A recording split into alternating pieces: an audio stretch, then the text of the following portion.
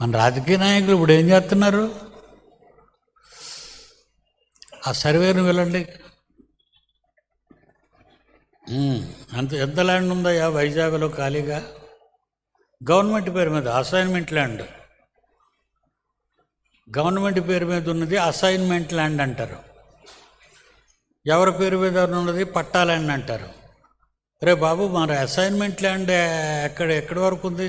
ఎక్కడుందంటే వాడు ఎండాడి నుంచి ఇలాగ ఇటు ఇలాగా అలాగా అటు ఇంక ఇలా చెప్పేస్తూ ఉంటాడండి. ఇది చార్ట్ ఉంది కదండి, ప్రపంచ పటం,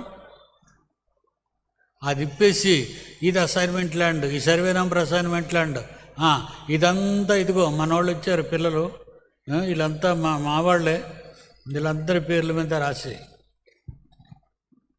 వీళ్ళందరి పేర్ల మీద రాసి